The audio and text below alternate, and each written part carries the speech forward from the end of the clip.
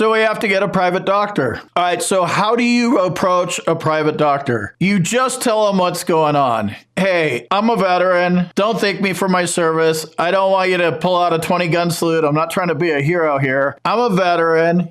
You're a board certified psychologist or psychiatrist. This is what went down when I was in combat, and I have issues, serious issues.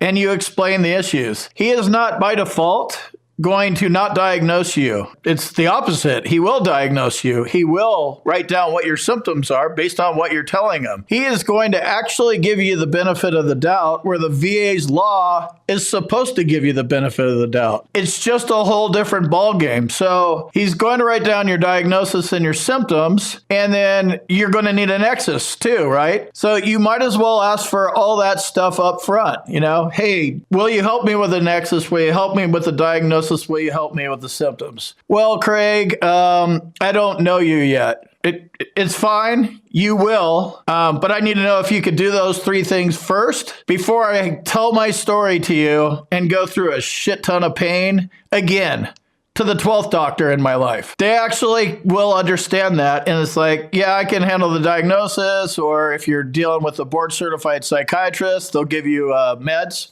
So they're less worried about the talking part, but either of them can provide the medical evidence. So that's the approach. Can you help me out? Can you write a nexus for me? Do you know how to write a nexus? Do you know how to fill out a DBQ? And you're a doctor, so I'm going to assume that you could do a diagnosis, but just in case, are you qualified to give me a diagnosis? It's that straight up. And then if it's like, yeah, I could do some of it and other stuff, or I'm not comfortable with that, thanks. I appreciate your honesty.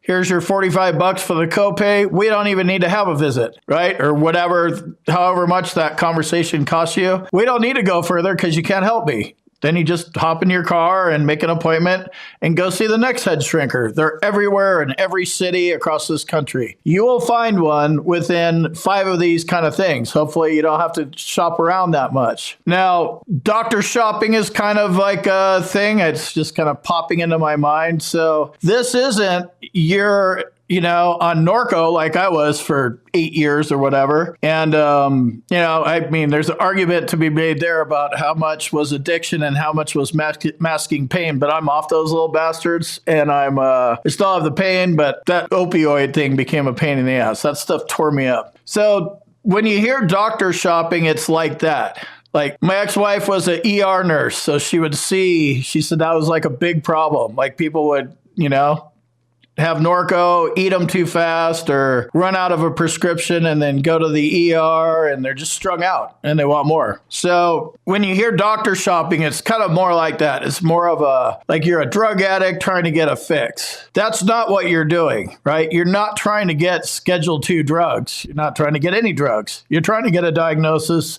symptoms, and a nexus. So I want to remove that doctor shopping stigma out of the way. When you're just trying to get your paperwork right, technically it's called doctor shopping, but it doesn't have all the, I'm trying to get a bunch of drugs hooked up to thing, if that makes sense. So that's literally what you're doing. You're doctor shopping. And you could do it in your own hometown. You could do it online. I work with a group of doctors. Call them up. Somehow or another, you need to get this positive medical evidence to fight the negative medical evidence. And you're going to have to go read it. And, it's definitely not the most fun read, getting your C-file and waiting 6 months.